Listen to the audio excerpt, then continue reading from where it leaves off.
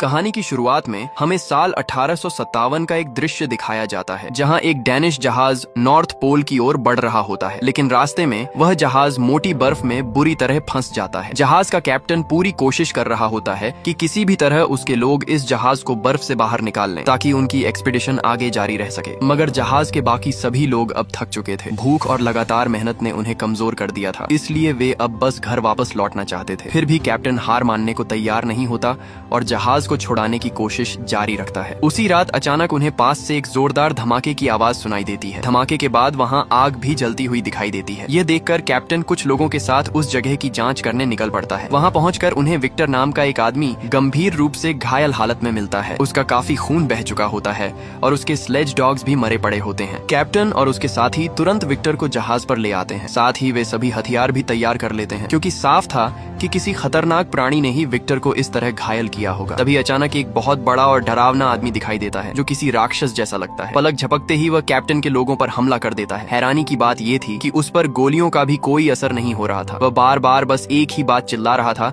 कि उसे विक्टर चाहिए। वह जहाज पर चढ़ जाता है और रास्ते में आने वाले हर आदमी पर हमला करने लगता है। स्थिति को काबू में करने के लिए कैप्टन अपनी खास 4 बैरल वाली बंदूक निकालता है और उस राक्षस पर गोली चला देता है। गोली लगते ही वह जहाज से नीचे गिर जाता है, लेकिन वह इतना ताकतवर था कि अकेले ही पूरे जहाज को हिला देता है। आखिरकार कैप्टन उसी 4 बैरल वाली बंदूक से राक्षस के पास जमी बर्फ पर गोली चला देता है। गोली लगते ही बर्फ टूट जाती है और वह राक्षस बर्फ के नीचे ठंडे पानी में डूब जाता है। इसके बाद कैप्टन विक्टर के पास जाकर उससे पूछता है कि आखिर वह राक्षस था कौन। तब विक्टर हैरान करने वाली बात बताता है कि उस राक्षस को उसने खुद बनाया है। वह यह भी कहता है कि वह मॉन्स्टर कभी मर नहीं सकता और एक दिन जरूर वापस आएगा। तब तक वह राक्षस कैप्टन के 6 आदमियों की जान ले चुका था। कैप्टन को विक्टर की बातों पर यकीन नहीं होता और वह समझ नहीं पाता कि कोई इंसान ऐसा खतरनाक प्राणी कैसे बना सकता है। विक्टर अपनी पूरी कहानी सुनाना शुरू करता है। फ्लिक मूवीज की एक और धमाकेदार वीडियो में आपका स्वागत है। दरअसल विक्टर एक दिन युद्ध के मैदान से 10 ऐसी लाशें चुनकर लाता है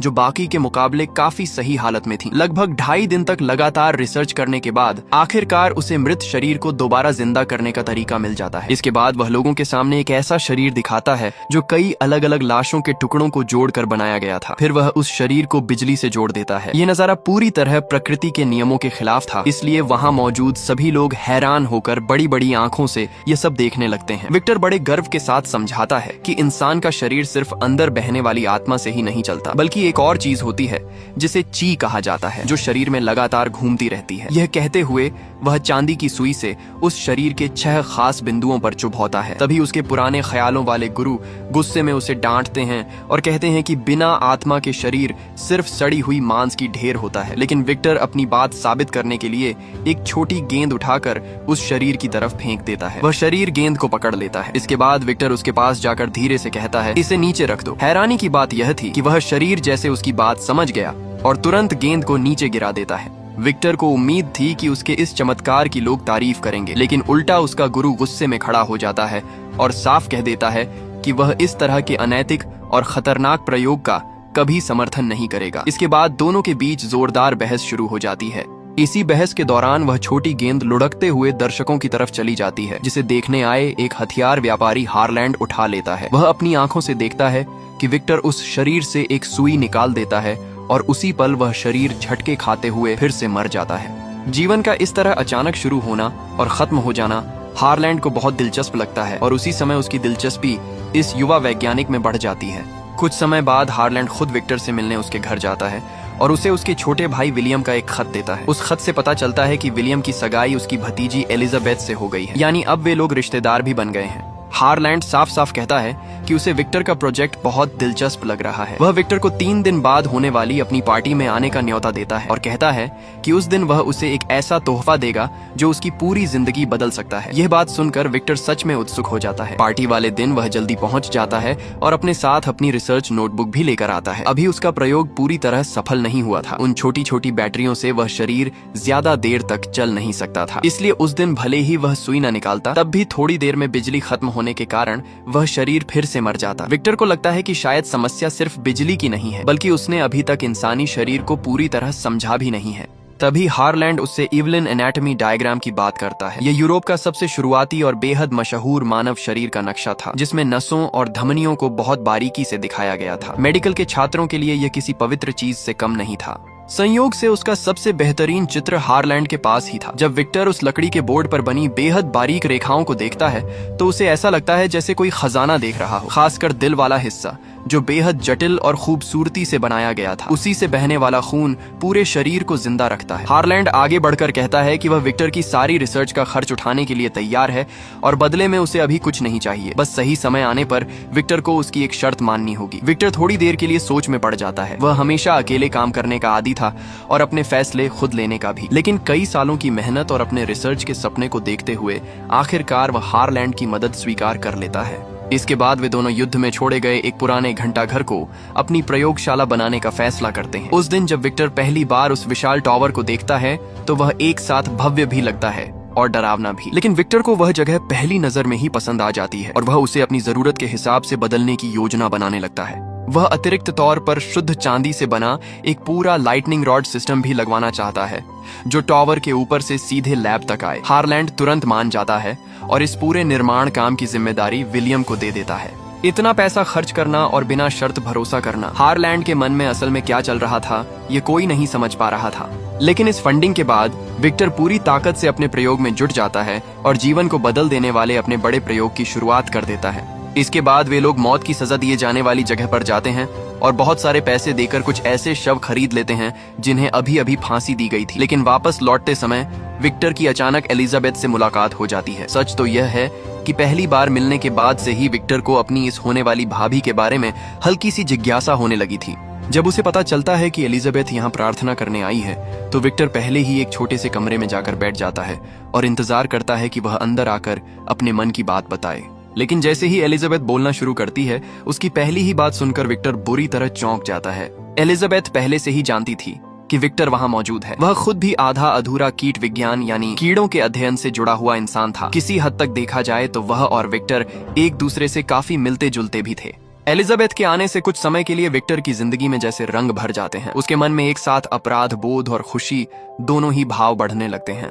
विक्टर काम का बहाना बनाकर विलियम को घंटा घर में छोड़ देता है और खुद एलिजाबेथ के साथ बाहर निकल जाता है। दोनों साथ में तितलियां पकड़ते हैं और समय बिताते हैं। वे इतने खुश होकर समय बिताने लगते हैं कि कुछ देर के लिए यह तक भूल जाते हैं कि उनके रिश्ते क्या हैं। लेकिन हारलैंड सबसे पहले इस बात को समझ जाता है कि इन दोनों के बीच कुछ भावनाएं पैदा हो रही हैं। वह ज्यादा दखल नहीं देता, बस विक्टर को याद दिलाता है कि उसे अपने असली काम को नहीं भूलना चाहिए क्योंकि युद्ध जल्द ही खत्म होने वाला है। दरअसल हारलैंड एक हथियार व्यापारी था और युद्ध खत्म होने का मतलब उसके धंधे के लिए बहुत बड़ा नुकसान था। वह विक्टर से कहता है कि उसकी अनलिमिटेड फंडिंग शायद सिर्फ एक हफ्ते और चल पाएगी, इसलिए बेहतर होगा कि विक्टर इस समय के अंदर अपने प्रयोग में कोई बड़ी सफलता हासिल कर ले। इस दबाव के बाद विक्टर खुद को पूरी तरह लैब में बंद कर लेता है और लगातार काम करने लगता है।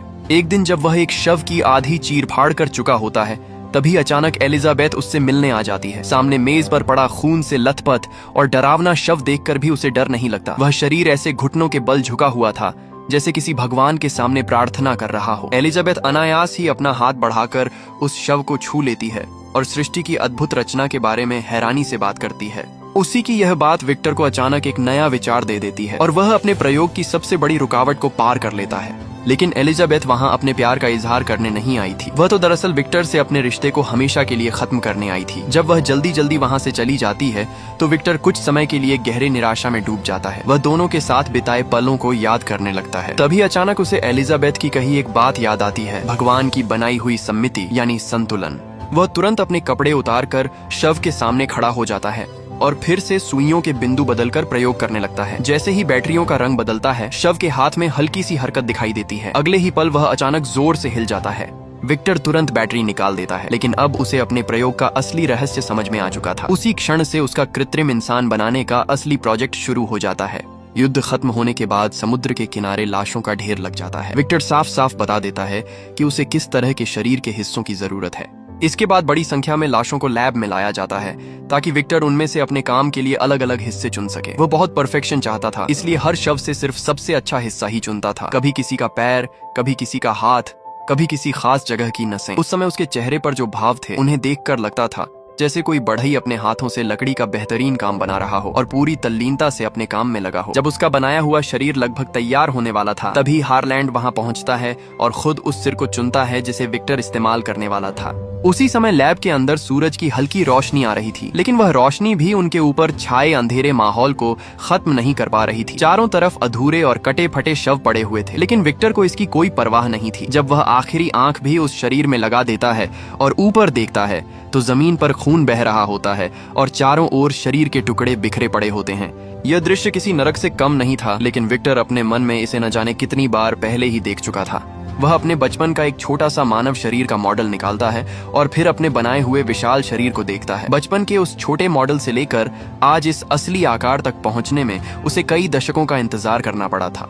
जैसे ही वह बैटरी उस शरीर से जोड़ने वाला होता है, तभी बाहर का मौसम अचानक बदल जाता है। तेज काले बादल और बिजली चमकने लगती है, मानो खुद प्रकृति भी उसके इस प्रयोग में साथ दे रही हो। आज की रात उस राक्षस के जन्म की रात होने वाली थी।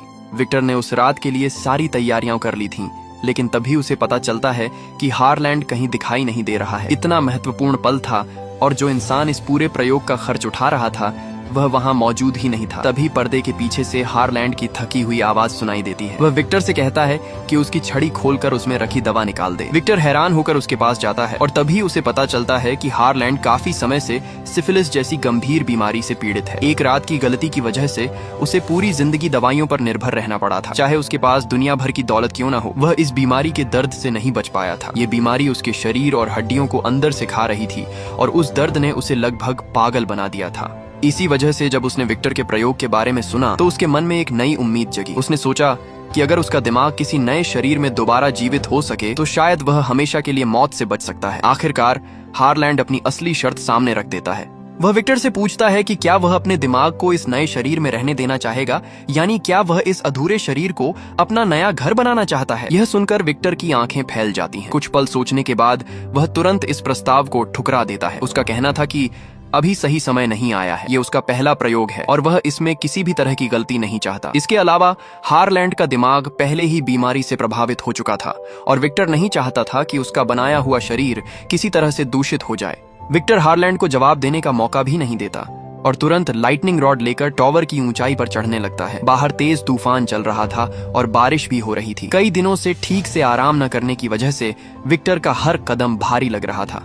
जब आसमान में बिजली चमकती है उस पल उसकी आंखों में थकान के साथ साथ जिद भी साफ दिखाई देती है, लेकिन जैसे ही उसे याद आता है कि उसकी सफलता दुनिया को बदल सकती है, उसके अंदर फिर से ऊर्जा आ जाती है। जब वह नीचे वापस आता है तब तक हारलैंड लगभग निराशा की हालत में पहुंच चुका था। वह लगातार विक्टर से विनती करता रहता है कि वह उसकी मदद करे, क्योंकि अब जिंदा रहना ही उसका सबसे बड़ा जुनून बन चुका था। अपने मकसद को पूरा करने के लिए वह विक्टर के औजार तक छीन लेता है और उसे धमकी देने लगता है, लेकिन तभी अचानक विक्टर उस पर झपट पड़ता है। दोनों के बीच हाथापाई शुरू हो जाती है और इसी दौरान औजार जमीन पर गिर जाते हैं। हारलैंड की ताकत पहले ही खत्म हो चुकी थी, इसलिए वह संतुलन खोकर सीधे नीचे गिर जाता है। जब तक विक्टर नीचे पहुंचता है तब तक हारलैंड का सिर बुरी तरह टूट चुका होता है। मरते समय भी उसके मन में बस एक ही इच्छा थी, किसी भी तरह जिंदा रहना। अपने टूटे हुए औजारों को देखकर और अपने वर्षों की मेहनत को याद करते हुए भी विक्टर रुकता नहीं है। वह मशीन को चालू कर देता है और बिजली गिरने का इंतजार करने लगता है। लाल रंग की बैटरियां एक एक करके जलने लगती हैं और ऊपर लगा बिजली पकड़ने वाला उपकरण गूंजने लगता है। मशीन से भारी आवाजें आने लगती हैं। जैसे ही उपकरण अपनी सही जगह पर पहुंचता है, चांदी की नुकीली सुई धीरे धीरे नीचे उतरती है और सीधे उस शरीर की ओर बढ़ती है, लेकिन उस सुई में मौजूद हल्की सी गलती पूरे प्रयोग को अनिश्चित बना देती है। आखिरकार बिजली गिरती है और टॉवर के ऊपर लगे लाइटनिंग रॉड पर जोरदार चमक के साथ टकराती है। उस पल रंग बिरंगी रोशनी फैल जाती है और प्रकृति की वह ताकत सीधे नीचे पड़े शरीर पर गिरती है, लेकिन वही छोटी सी गलती बैटरियों को भी प्रभावित कर देती है। विक्टर खुद को बचाने के लिए छिप जाता है, लेकिन उसकी आंखें लगातार उस शरीर पर टिकी रहती हैं जो मशीन पर बंधा हुआ था। तेज बिजली के झटके से उस मृत शरीर का दिल, जो काफी समय से बंद था, अचानक फिर से धड़कने लगता है। उसी पल वह राक्षस पैदा हो जाता है, लेकिन विक्टर को यह दिखाई नहीं देता। जब वह शरीर से बैटरियां हटाकर उसके पास झुककर सुनता है तो सब कुछ फिर से शांत लगता है। शरीर में कोई हरकत नहीं होती। वह कई बार दिल को दबाकर उसे चालू करने की कोशिश करता है, लेकिन कुछ भी काम नहीं करता। उस पल विक्टर के दिल के अंदर कुछ टूट जाता है। पूरी तरह थका हुआ वह अपने कमरे में लौट जाता है और धीरे धीरे बुदबुदाते हुए कहता है, तुमने मुझे धोखा दिया। उसी समय खिड़की के बाहर तेज आग की लपटें उठने लगती हैं और उनकी रोशनी कमरे में फैलने लगती है। नींद में डूबे हुए विक्टर को अचानक ऐसा लगता है जैसे कोई देवदूत उसका नाम पुकार रहा हो। वह झटके से जाग जाता है, अचानक उसने देखा कि जिस राक्षस को उसने 9 लाशों के टुकड़ों को जोड़कर बनाया था उसमें सचमुच जान आ चुकी है। वह राक्षस चलकर उसके सामने आ गया था, लेकिन इससे भी ज्यादा हैरान करने वाली बात यह थी कि विक्टर जो भी हरकत करता वह राक्षस बिल्कुल एक नवजात बच्चे की तरह उत्सुक होकर उसकी नकल करने लगता। यहाँ तक कि वह अपने बनाने वाले पिता को छूने की कोशिश भी करता। पहली बार पिता बनने जैसा एहसास पाकर विक्टर बहुत ज्यादा उत्साहित हो गया। उसने तुरंत अपने दस्ताने उतार दिए और अपने हाथ सामने कर दिए ताकि राक्षस समझ सके कि दोनों एक जैसे हैं। लेकिन तभी जब खिड़की खुली और गर्म धूप कमरे के अंदर आई तो राक्षस अचानक ऐसे सिमट गया जैसे वह उससे डर गया हो। इस समय जंगल के बीच विक्टर की मौजूदगी में राक्षस ने पहली बार अपनी बाहें फैलाकर जीवन की गर्माहट को महसूस किया। यह सच में एक चमत्कार जैसा था। विक्टर ने अपने सामने खड़े इस राक्षस के जरिए साबित कर दिया कि जीवन सिर्फ भगवान से नहीं आता, इंसान भी मौत के बाद जीवन को वापस ला सकता है। वह खुद को रोक नहीं पाया और अपना चेहरा राक्षस की छाती पर रख दिया, उस दिल की धड़कन सुनने के लिए जो अब उसकी वजह से धड़क रही थी। भले ही राक्षस का शरीर ठंडा था, लेकिन उस पल विक्टर को लंबे समय बाद एक अजीब सी गर्माहट महसूस हुई। विक्टर पूरी लगन से राक्षस को दुनिया की चीजें महसूस करना सिखाने लगा, बहते हुए पानी से लेकर जलती हुई मोमबत्ती की गर्मी तक और फिर भारी जंजीरों तक। हालांकि राक्षस को उसने खुद बनाया था, लेकिन वह उससे दूरी बनाए रखता था। वह उसे अपने साथ रहने नहीं देता था और बस तहखाने में बंद करके उस पर नजर रखता रहता था। वह अपने बच्चे को बहुत सी बातें सिखाता था, लेकिन उसे जरा सी भी ममता या प्यार नहीं देता था। तो आखिर जीवन को दूसरी बार देने का मतलब क्या था? उस रात विक्टर फिर से सो नहीं पाया। उसे लगा था कि जब वह जीवन को वापस ला पाएगा तो उसका पूरा जीवन संतोष से भर जाएगा। लेकिन जब उसने अपनी आंखों से देखा कि राक्षस कई महीनों से जिंदा है तो उसके अंदर एक अजीब सा खालीपन भर गया। वह खुद से पूछने लगा, अब मुझे क्या करना चाहिए? मैं इसका क्या करूं? उसके हाथ की मोमबत्ती एक एक करके बुझती चली गई और जीवन से जुड़ी वही खालीपन और अकेलापन फिर से उसे चारों तरफ से घेरने लगा। दरअसल यहाँ निर्देशक एक बहुत आम पिता पुत्र के रिश्ते की तरफ इशारा करता है, जहाँ पिता बच्चे को जन्म तो दे देता है लेकिन उसकी परवरिश की जिम्मेदारी नहीं। एक बच्चा 10 महीने माँ के गर्भ में रहता है और फिर जन्म लेता है, लेकिन इस पूरी प्रक्रिया में पिता की भागीदारी अक्सर 10% से भी कम होती है। इसीलिए जब बच्चा पैदा हो जाता है तो कई पिता के मन में बस एक ही विचार होता है, काम पूरा हो गया। बच्चे की असली परवरिश की जिम्मेदारी अक्सर नजरअंदाज कर दी जाती है। क्योंकि विक्टर का अपना परिवार भी अधूरा था, इसलिए उसे बिल्कुल नहीं पता था कि बच्चे की परवरिश कैसे की जाती है। शायद उसके मन में यही था कि बच्चे को जन्म लेते ही सब कुछ खुद ही सीख लेना चाहिए। इसलिए जब कई हफ्ते बीत गए और राक्षस अभी भी सिर्फ विक्टर नाम ही बोल पाता था तो विक्टर के अंदर धीरे धीरे झुंझलाहट बढ़ने लगी। वह थकने लगा था। लेकिन असली गुस्सा उस समय फूटा जब राक्षस ने एक चाकू उठा लिया। विक्टर तुरंत आगे बढ़ा, चाकू उसके हाथ से छीन लिया और जोर से उसे डांटते हुए बोला कि वह एक बेवकूफ है। जब राक्षस उसे छूने की कोशिश करता तो विक्टर ऐसे पीछे हट जाता जैसे उसने कोई गंदी चीज देख ली हो। इस तीखे विरोध ने पहली बार राक्षस के अंदर भी विरोध की भावना जगा दी। वह जैसे मन ही मन पूछ रहा था, तुमने ही मुझे बनाया है, तुम ही मेरे पिता हो, फिर तुम मुझसे इतनी नफरत क्यों करते हो? लेकिन विक्टर ने उसकी भावनाओं की बिल्कुल परवाह नहीं की और उसे फिर से तहखाने में बंद कर दिया। अब उसका धैर्य पूरी तरह खत्म हो चुका था। कई हफ्तों के बाद भी राक्षस सिर्फ एक ही शब्द बोल पाता था, विक्टर। विक्टर बार बार उससे पूछने लगा, क्या तुम कुछ और भी बोल सकते हो?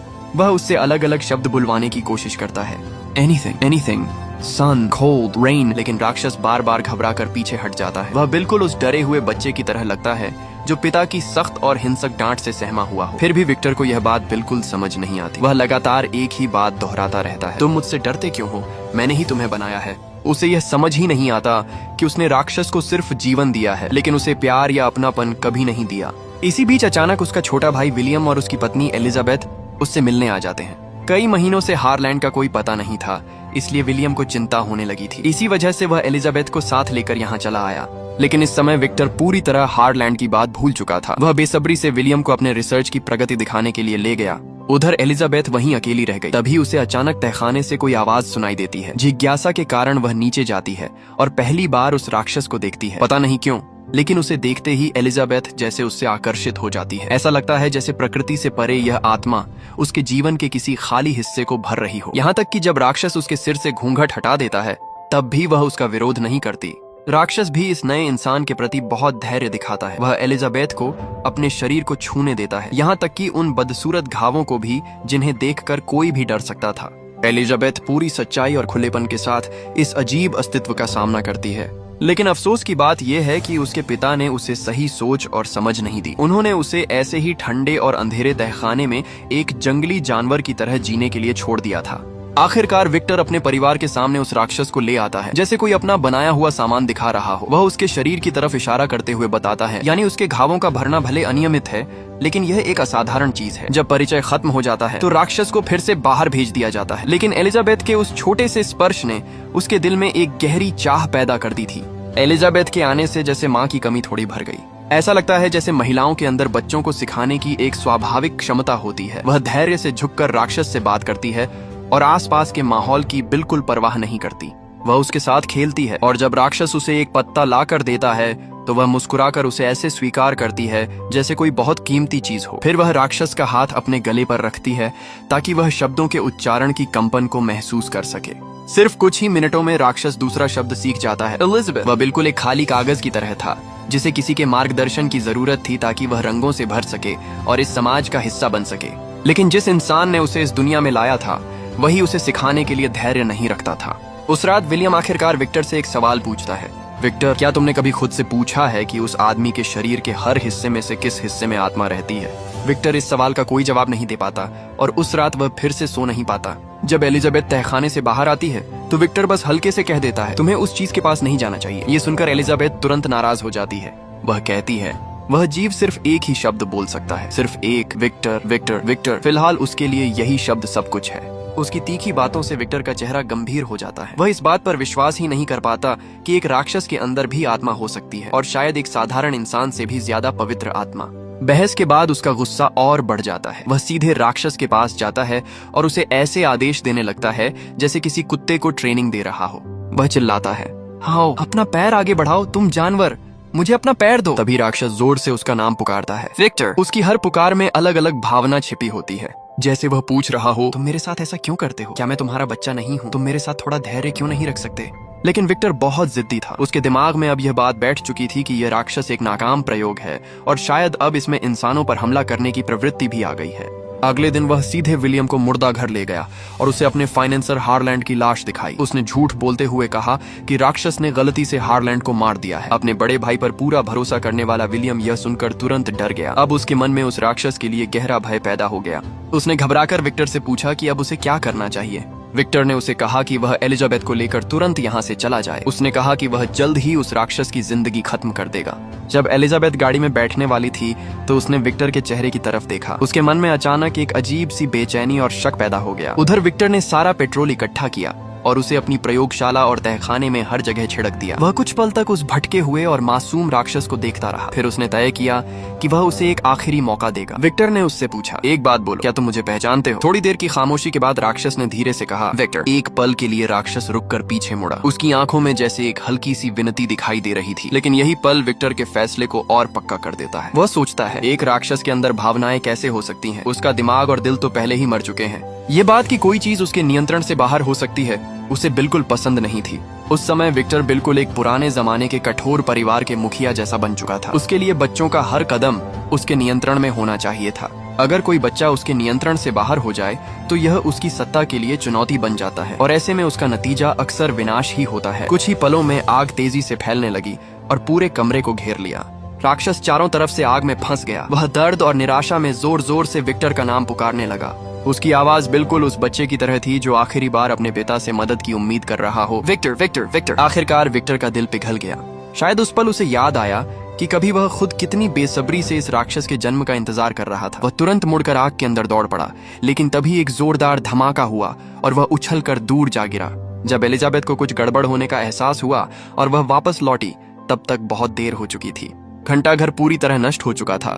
विक्टर खून से लथपथ जमीन पर पड़ा था। उधर राक्षस आग के बीच बार बार विक्टर का नाम पुकार रहा था, लेकिन उसे कोई जवाब नहीं मिला।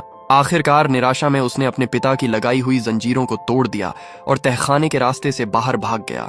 ठंडा समुद्र का पानी उसे अपने अंदर खींच लेता है और उसके साथ उसकी दर्द भरी यादों को भी बहा ले जाता है। जब राक्षस दोबारा होश में आता है तब वह समुद्र किनारे आकर बह चुका होता है।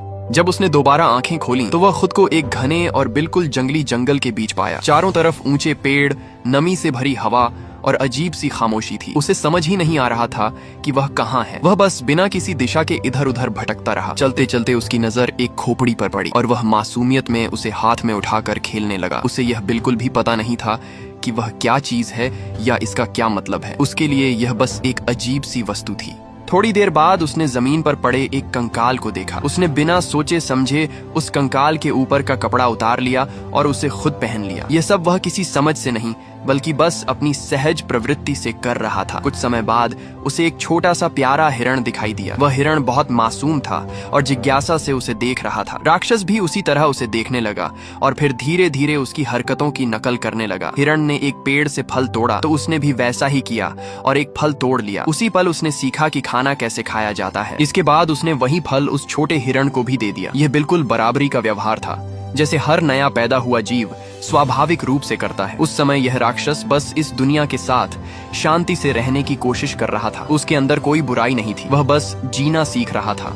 लेकिन अचानक एक तेज गोली की आवाज गूंजी। इस आवाज ने न केवल उस छोटे हिरण को डराकर भगा दिया बल्कि गोली राक्षस के शरीर में भी जा लगी। उसका शरीर पहले से ही जगह जगह से घायल और टूटा हुआ था और अब उस पर एक और चोट लग गई। तभी आसमान से ठंडी बारिश गिरने लगी। राक्षस डरकर फिर से भाग गया। कुछ देर बाद उसने देखा कि उसके शरीर का घाव अपने आप भर चुका है। यह देखकर वह हैरान रह गया। फिर भी उसके अंदर एक अजीब सी ठंड भरने लगी। यह ठंड उसके शरीर की नहीं थी, यह कुछ और था। एक ऐसा एहसास जो उसने पहले कभी महसूस नहीं किया था। यह था अकेलापन। ऐसा अकेलापन जो शरीर को नहीं बल्कि आत्मा को ठंडा कर देता है।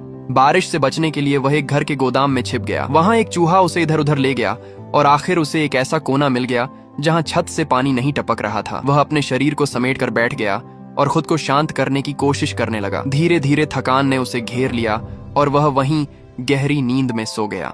लेकिन अगली सुबह उस घर के लोग वापस आ गए। उनमें से 3 लोग वहीं थे जिन्होंने पहले उस पर हमला किया था। यह एक बहुत ही जीवंत और खुशहाल परिवार था। घर में एक शिकारी बेटा था और एक बूढ़े दादा भी थे जिनके बाल पूरी तरह सफेद हो चुके थे। दादा काफी समय पहले अपनी आंखों की रोशनी खो चुके थे। वह अंधे थे, लेकिन फिर भी वह अपनी छोटी पोती का हाथ पकड़कर उसे दुनिया को महसूस करना सिखाते थे। वह उसे चीजों को छूकर, सुनकर और महसूस करके दुनिया समझाते थे। इस परिवार का गर्मजोशी भरा माहौल देखकर राक्षस के दिल में एक अजीब सी भावना पैदा हुई। वह उनसे जलने लगा, लेकिन यह जलन नफरत की नहीं थी बल्कि उस खुशी को पाने की चाहत की थी जो उनके पास थी। वह अब भी अंधेरे में छिपा रहता था, लेकिन उसके दिल में धीरे धीरे एक छोटी सी रोशनी पैदा होने लगी। वह दीवार के उस पार से इंसानों की भाषा सीखने लगा। जब बूढ़े दादा किसी शब्द को बोलकर अपनी पोती को सिखाते तो राक्षस भी चुपचाप उसी शब्द को दोहराने की कोशिश करता। वह किसी से बात नहीं करता था, लेकिन फिर भी उसे पहली बार महसूस हुआ कि खुशी क्या होती है। धीरे धीरे वह इस परिवार का एक छुपा हुआ सदस्य बन गया। वह उनसे बिना दिखाई दिए उनकी मदद करने लगा। जब उसने उस आदमी को यह कहते सुना कि लकड़ी काटना बहुत मुश्किल काम है, तो वह रात के अंधेरे में जंगल जाकर ढेर सारी लकड़ियां काट लाता और चुपचाप उनके आंगन में रख देता।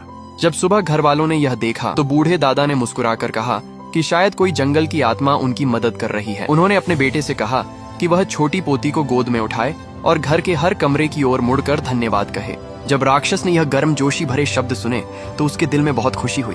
उस दिन के बाद से वह इस परिवार का एक तरह से रक्षक बन गया। वह उनके लिए काम करता, भेड़ों के बाड़े को ठीक करता और चुपचाप उनकी मदद करता रहता। बदले में कभी कभी उन्हें भी उसकी मौजूदगी का आभास होता और वे उसके लिए छोटी छोटी चीजें छोड़ जाते। कभी एक कपड़ा, कभी एक रोटी और कभी फूलों का छोटा सा गुच्छा। लेकिन ज्यादातर समय वह अब भी किसी अंधेरे कोने में छिपा रहता और बस उनकी खुशियों को चुपचाप सुनता रहता।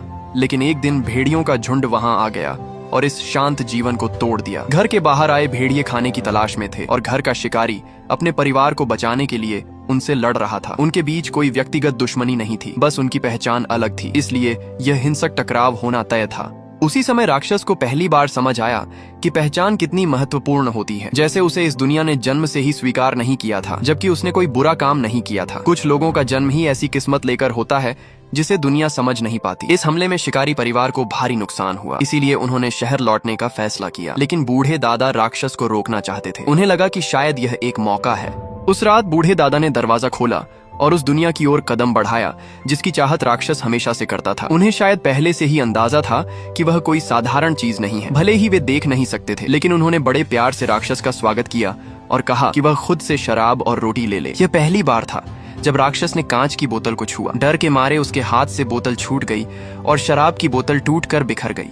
बूढ़े दादा कुछ कहते उससे पहले ही वह डर के मारे कांपने लगा। बूढ़े आदमी ने उसकी घबराहट महसूस की और धीरे धीरे अपना हाथ आगे बढ़ाया, जैसे दोनों के बीच की दूरी कम कर रहे हों। उन्होंने धीरे से कहा, तुम किससे डर रहे हो? तुम्हारे हाथ तो बर्फ की तरह ठंडे हैं, ऐसे रहोगे तो खुद को चोट पहुंचा लोगे। उन्हें यह नहीं पता था कि इस राक्षस ने क्या क्या सहा है। उन्हें बस उसके लिए दया महसूस हो रही थी। यह दया किसी स्वार्थ से भरी नहीं थी, बल्कि बस एक बुजुर्ग का अपने से छोटे के लिए सच्चा स्नेह था। जब उन्हें पता चला कि राक्षस के पास रहने की कोई जगह नहीं है, तो उन्होंने उसे वहीं रहने की इजाजत दे दी और कहा कि वह उनके साथ रह सकता है। राक्षस के मार्गदर्शन में बूढ़े आदमी का हाथ धीरे धीरे उसके सिर तक पहुंचा। उन्होंने हल्के से उसके सिर को थपथपाया। उस पल राक्षस को लगा कि उसकी आंखें गर्म हो रही हैं, जैसे उनमें से कुछ बहने वाला हो। वह अचानक बूढ़े आदमी की बाहों में झुक गया। उसी पल उसकी भटकती हुई आत्मा को पहली बार एक ठिकाना मिल गया। वे दोनों साथ साथ कड़ाके की सर्दी से गुजरे और धीरे धीरे मौसम बदलते बदलते वसंत आ गया। समय बीतता गया। जब पेड़ों की हरियाली धीरे धीरे कम होने लगी और आसमान से गिरती बर्फ ने पूरी धरती को सफेद चादर से ढक दिया, तब तक राक्षस कई किताबें पढ़ चुका था। इन किताबों के सुंदर वाक्यों और कहानियों के जरिए वह धीरे धीरे इंसानी जीवन को समझने लगा था। उसे समझ आने लगा कि इंसान कैसे सोचते हैं, कैसे महसूस करते हैं और दुनिया को किस तरह देखते हैं। लेकिन जब उसके सामने आखिरी किताब आई, बाइबल, तब पहली बार उसके अंदर छिपा हुआ दर्द जाग उठा। इस किताब को पढ़ते पढ़ते उसके मन में अपने अतीत के बारे में जानने की तीव्र इच्छा पैदा हुई। वह जानना चाहता था कि वह आखिर है कौन, कहां से आया है और उसे जीवन क्यों मिला। जब उसने यह सवाल बूढ़े दादा से पूछा, तो बूढ़े आदमी ने बहुत शांति से जवाब दिया कि अगर भगवान ने उसकी यादें उससे छीन ली हैं, तो शायद यह भी एक तरह का आशीर्वाद है, क्योंकि कई बार अतीत इतना दर्दनाक होता है कि उसे भूल जाना ही बेहतर होता है। उन्होंने कहा कि इंसान की जिंदगी को दर्द और नफरत में नहीं खोना चाहिए। माफ करना और भूल जाना ही असली समझदारी है। जिसने तुम्हें चोट पहुंचाई उसे जाने दो और उस दर्द को समय के साथ मिट जाने दो। लेकिन राक्षस ने धीरे से कहा, मैं उस चीज को कैसे माफ करूं जिसे मुझे याद ही नहीं। उसे अपने अतीत की सिर्फ 2 बातें याद थीं, एक पुराना घंटा घर और उस इंसान का नाम जिसने उसे बनाया था, विक्टर। बूढ़े आदमी ने उसे हौसला दिया और कहा कि अगर उसके दिल में यह सवाल बार बार उठ रहा है तो उसे जाकर सच ढूंढ लेना चाहिए। बूढ़े आदमी की इस बात से हिम्मत पाकर राक्षस फिर से उस जगह पर लौट गया, उसी घंटा घर में जहां से उसकी कहानी शुरू हुई थी।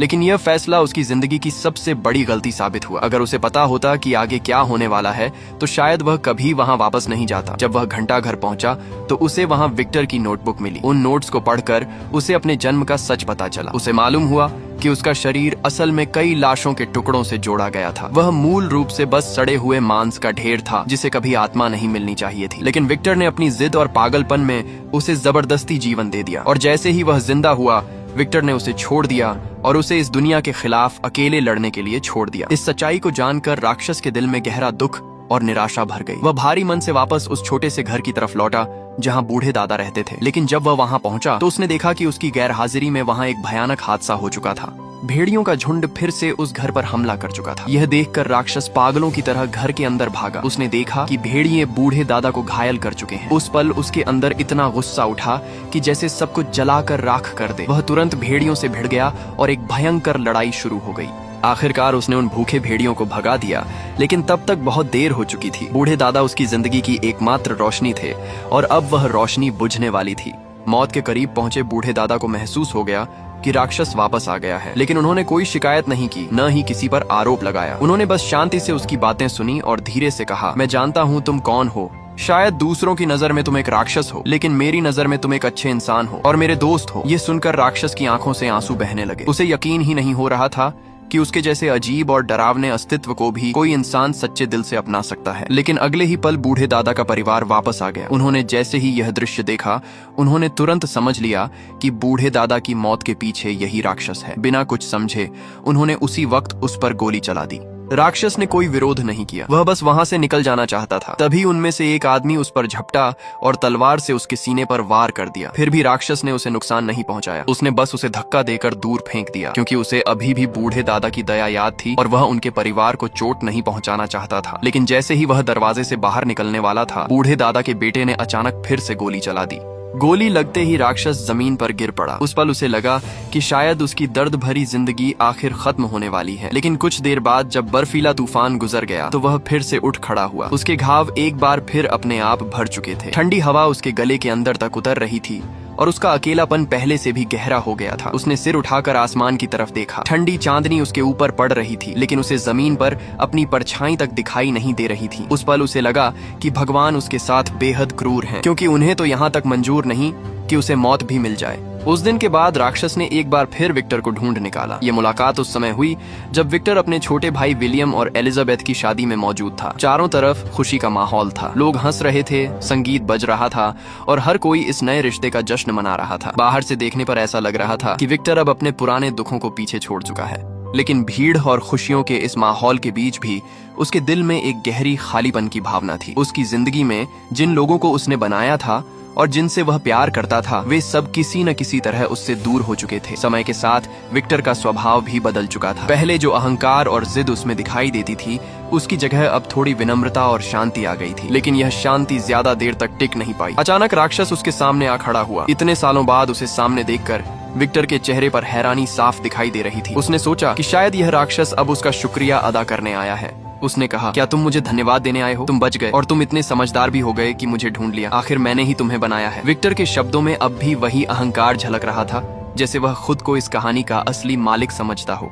लेकिन राक्षस की आंखों में उस समय कुछ और ही चल रहा था। उसके अंदर बहुत सारी भावनाएं जमा हो चुकी थीं। जीवन जीने की इच्छा, इस दुनिया से नफरत और अपने निर्माता के प्रति गहरा असंतोष। उसने शांत लेकिन भारी आवाज में अपनी बात रखी।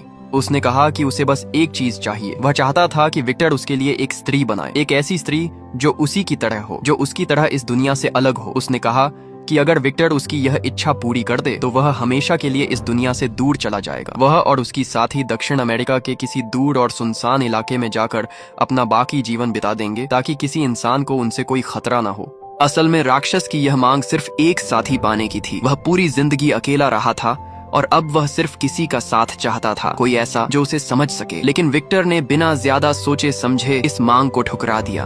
उसने गुस्से में कहा कि वह दोबारा वही गलती नहीं करेगा। उसने साफ शब्दों में कहा कि वह इस दुनिया में एक और राक्षस पैदा नहीं होने देगा। अगर दो ऐसे जीव इस दुनिया में रहेंगे तो शायद वे आगे और भी ऐसे जीव पैदा कर देंगे और इससे पूरी मानवता के लिए खतरा पैदा हो सकता है। विक्टर के इन शब्दों में डर भी था और घमंड भी। उसने राक्षस को तुरंत वहां से चले जाने के लिए कहा। उस पल वह पूरी तरह भूल गया कि इस राक्षस के जन्म का असली कारण वही खुद था। उसी की जिद और जुनून ने इस जीव को पैदा किया था और अब वही उसे एक बेकार चीज की तरह ठुकरा रहा था।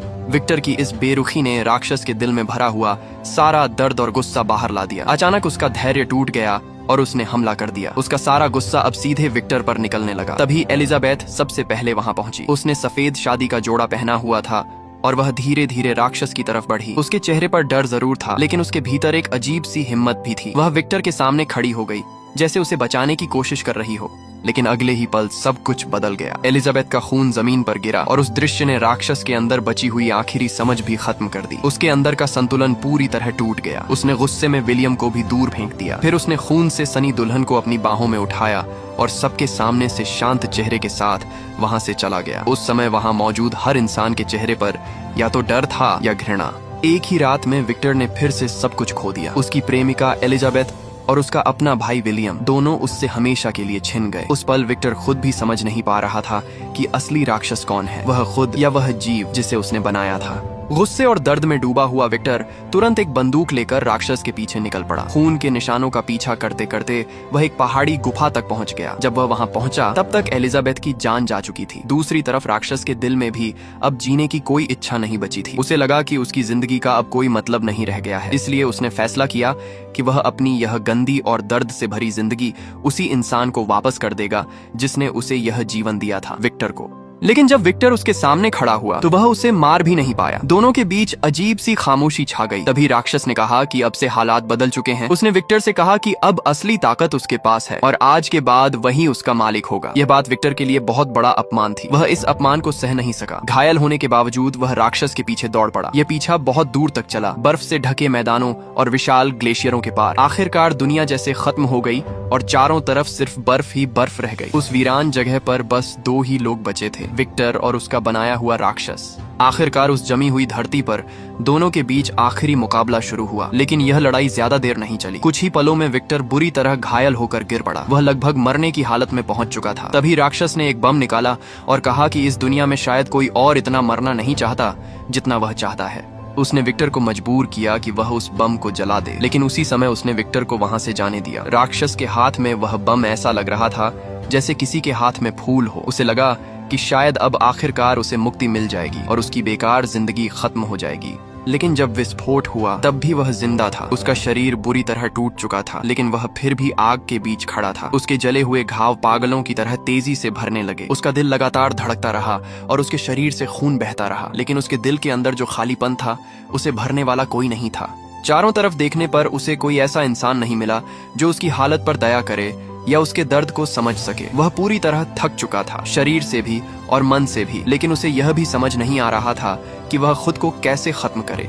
उस बड़े धमाके की आवाज ने आसपास के इलाके में मौजूद एक जहाज के कप्तान का ध्यान खींच लिया। वह तुरंत अपने लोगों के साथ वहां पहुंचा और उसने खून से लथपथ पड़े विक्टर को बचा लिया। जब जहाज के डॉक्टर ने उसकी जांच की तो उसे पता चला कि विक्टर की एक टांग असली नहीं है बल्कि नकली है। तेज और ठंडी हवाओं के बीच जहाज के सभी लोग हैरान थे। उन्हें समझ ही नहीं आ रहा था कि यह आदमी आखिर आया कहां से है और उसने ऐसा क्या झेला है कि उसकी हालत इतनी खराब हो गई। लेकिन उस समय चल रही भयानक बर्फीली आंधी ने उनके किसी भी सवाल का जवाब नहीं दिया।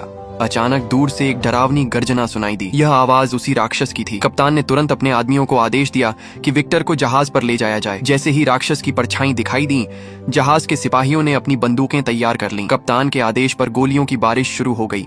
कई गोलियां सीधे राक्षस के शरीर में लगीं। कुछ लोगों को तो उसके शरीर से उठती चिंगारियां भी दिखाई दी, लेकिन अगले ही पल सबकी आंखें फटी रह गईं, क्योंकि राक्षस ऐसे खड़ा हो गया जैसे उसे कुछ हुआ ही ना हो। गोलियों का उस पर कोई असर नहीं हो रहा था। इसके बाद राक्षस पागलों की तरह लोगों की भीड़ में घुस पड़ा और तेजी से जहाज की सीढ़ियों पर चढ़ गया। जहाज पर मौजूद सभी लोग डर के मारे पीछे हटने लगे, लेकिन राक्षस की नजर सिर्फ एक इंसान पर थी, विक्टर पर, जो जमीन पर पड़ा हुआ था। रास्ते में आने वाले कई नाविकों को उसने आसानी से उठाकर दूर फेंक दिया। यह देखकर कप्तान ने तुरंत एक भारी बंदूक मंगवाई और इस बार उनकी गोली सीधे राक्षस को जहाज से नीचे गिराने में सफल हो गई। लेकिन सबकी हैरानी के लिए सिर्फ कुछ ही सेकंड बाद राक्षस फिर से उठ खड़ा हुआ। वह अब भी जोर से चिल्ला रहा था, उसे मेरे हवाले कर दो। इसके बाद उसने अपने दोनों हाथ जहाज के किनारों पर रख दिए और अपनी असाधारण ताकत से पूरे जहाज को हिलाना शुरू कर दिया। जहाज के सभी लोग डर से कांप उठे। असल में उनका जहाज कई दिनों से बर्फ की मोटी परतों में फंसा हुआ था। नाविक कई दिनों तक मेहनत करके भी उस बर्फ को नहीं तोड़ पाए थे, लेकिन वही काम यह राक्षस आसानी से कर रहा था। उसकी ताकत इतनी ज्यादा थी कि उसने मोटी बर्फ की परत को भी तोड़ दिया। यह देखकर कप्तान ने तुरंत बर्फ की तरफ गोली चलाई। बर्फ टूट गई और उसी दरार में फिसलकर राक्षस ठंडे समुद्र में गिर गया। उस पल ऐसा लगा कि खतरा टल गया है। जब कप्तान ने यह खबर विक्टर को बताई तो विक्टर अचानक घबरा गया। उसने कहा कि वह राक्षस अमर है। जब तक वह खुद जिंदा है तब तक वह राक्षस जरूर वापस आएगा और उसे ढूंढकर ले जाएगा। लेकिन विक्टर की बात खत्म भी नहीं हुई थी कि कमरे के बाहर कुछ आवाज सुनाई दी। कप्तान को लगा कि शायद नाविकों में फिर से कोई हलचल हो रही है, इसलिए उसने दरवाजा खोलकर देखा। लेकिन दरवाजा खुलते ही वह चौंक गया, क्योंकि सामने वही राक्षस खड़ा। राक्षस धीरे धीरे अंदर आया और अपने पुराने निर्माता विक्टर की तरफ देखने लगा। फिर पहली बार उसने शांत स्वर में कप्तान से कहा कि उसके पास भी एक कहानी है जिसे वह सुनाना चाहता है। उसने आग से बचने के बाद अपने साथ हुई हर घटना, हर तकलीफ और हर दर्द को एक एक करके सुनाया। उसकी पूरी कहानी सुनने के बाद विक्टर के चेहरे पर पछतावा साफ दिखाई देने लगा। अपनी जिंदगी के आखिरी पलों में उसे एहसास हुआ कि उसने कितना बड़ा अपराध किया है। उसने अपने बचे हुए हाथ से राक्षस का हाथ पकड़ा और धीरे से कहा, मुझे माफ कर दो, मैंने गलती की। विक्टर ने पूरी जिंदगी अपने पिता से नफरत की थी, क्योंकि उसे कभी उनसे प्यार और समझ नहीं मिली। लेकिन उसने यह नहीं समझा कि वही गलती उसने खुद भी दोहराई थी। उसने भी अपने बनाए हुए इस जीव को प्यार देने के बजाय उसे अकेला छोड़ दिया था। आखिरकार उस पल दोनों के बीच सुलह हो गई। जब राक्षस ने पहली बार उसे पिता कहकर पुकारा तो शायद उसी पल वे दोनों सच में इंसान बन गए। भले ही यह माफी बहुत देर से आई थी, लेकिन राक्षस ने उसे स्वीकार कर लिया। सुबह होने से ठीक पहले राक्षस उस जहाज से चला गया। जाते जाते उसने जहाज को धक्का देकर बर्फ से बाहर निकाल दिया। कई दिनों से बर्फ में फंसा वह जहाज आखिरकार आजाद हो गया। जब नाविकों ने दोबारा अपने जहाज को चलाया तो उनका सफर अब किसी अनजान मंजिल की तरफ नहीं था, बल्कि वे वापस उसी रास्ते पर लौट रहे थे जहां से आए थे। उधर बर्फ से ढकी उस वीरान जगह पर सूरज धीरे धीरे डूब रहा था। राक्षस अकेला खड़ा आसमान की तरफ देख रहा था। उसी समय उसकी आंखों से एक आंसू गिरा। उसका दिल टूट चुका था, लेकिन वह अब भी धड़क रहा था। यही जीवन का सबसे बड़ा चमत्कार है, दिल टूटने के बाद भी जीता रहता है। विक्टर की पूरी जिंदगी एक खालीपन से भरी थी। अपने पिता की बेरुखी और सख्ती के कारण वह हमेशा जीवन के रहस्य और अमृता को पकड़ने की कोशिश करता रहा। उसने सोचा कि अगर वह जीवन को अपने हाथों में कैद कर लेगा तो उसे सुरक्षा और सुकून मिल जाएगा। लेकिन उसके इसी जिद ने एक और त्रासदी को जन्म दिया। विक्टर अपने पिता से कभी माफी नहीं सुन पाया, लेकिन उसने कम से कम अपने बनाए हुए इस बेटे से माफी मांग ली। यह राक्षस देखने में भले ही डरावना था। उसके शरीर पर बदसूरत निशान थे, उसकी त्वचा पीली थी और उसकी आंखें गहरी धंसी हुई थीं, लेकिन उसका दिल किसी भी इंसान से ज्यादा संवेदनशील और मासूम था। जन्म के पल से ही वह इस दुनिया से जुड़ना चाहता था। उसने हमेशा लोगों से सीखने और उनके साथ रहने की कोशिश की, यहाँ तक कि जब उसे बार बार चोट मिली तब भी उसने दुनिया से बदला लेने के बारे में नहीं सोचा। इस कहानी में राक्षस को हमेशा की तरह डरावना और खतरनाक नहीं दिखाया गया। इसके बजाय यह दिखाया गया कि असली राक्षस कई बार इंसान की सोच और उसके अहंकार में छिपा होता है। यह कहानी उन लोगों को एक कड़ा जवाब देती है जो सिर्फ किसी की शक्ल देखकर उसे जज कर लेते हैं। कभी कभी किसी इंसान के दिल में शेर जैसी ताकत होती है, लेकिन बाहर से वह गुलाब की खुशबू को महसूस करने जितना कोमल होता है। शायद हम सब इस दुनिया के किसी न किसी इंसान के लिए एक माफी के कर्जदार हैं, और शायद कहीं कोई ऐसा भी है जो आज भी हमसे सिर्फ एक सॉरी सुनने का इंतजार कर रहा है, क्योंकि किसी के साथ सच्चा और अच्छा रिश्ता बनाने के लिए सबसे पहले अपने अंदर के अहंकार और स्वार्थ को छोड़ना पड़ता है।